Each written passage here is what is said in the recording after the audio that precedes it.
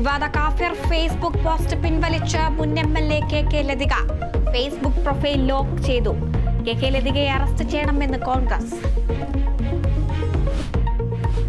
NEET പരീക്ഷാ ക്രമക്കേട് സ്ഥിരീകരിച്ചു കേന്ദ്ര സർക്കാർ. 2 ഇടത്ത് ക്രമക്കേട് നടന്നുവെന്ന് വിവരം ലഭിച്ചെന്ന് കേന്ദ്ര വിദ്യാഭ്യാസ മന്ത്രി ധർമ്മേന്ദ്ര പ്രധാൻ. കർശന നടപടിക്ക് നിർദ്ദേശം നൽകിയെന്നും മന്ത്രി. കോയമ്പത്തൂരിൽ മലയാളികൾക്ക് നേരെ ആക്രമണം.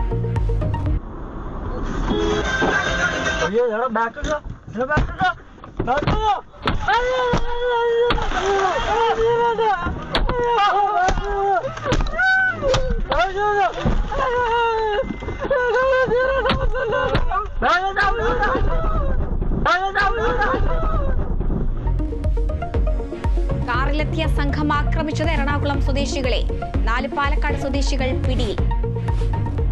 ഇന്ദിരാഗാന്ധി ഭാരത മാതാവ് എന്ന പ്രയോഗത്തിൽ വിശദീകരണവുമായി സുരേഷ് ഗോപി. കോൺഗ്രസിന്റെ മാതാവെന്നാണ് ഉദ്ദേശിച്ചത്. പറഞ്ഞത് തെറ്റായി പ്രചരിപ്പിച്ചുവെന്നും സുരേഷ് ഗോപി.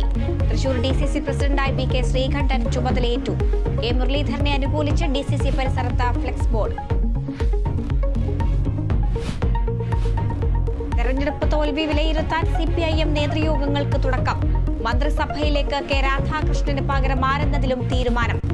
മുഖ്യമന്ത്രിക്കും മന്ത്രിമാർക്കുമെതിരെ രൂക്ഷ വിമർശനവുമായി CPI തിരുവനന്തപുരം ജില്ലാ കൗൺസിൽ യോഗം. CPIM-ൽ നേതാക്കൾ തമ്മിൽ പോരെന്ന VD സതീശൻ.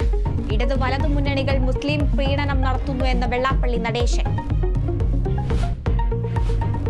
എറണാകുളം അങ്കമാലി അതിരൂപതയിൽ കുർബാന തർക്കം രൂക്ഷം.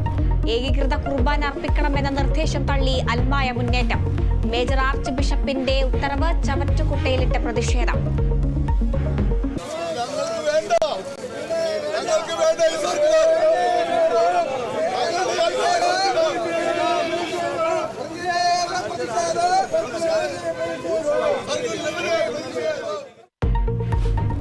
ഇടപ്പള്ളിയിൽ സർക്കുലർ വായിച്ച ഏകീകൃത കുർബാന അനുകൂലികളുടെ പ്രതിഷേധം.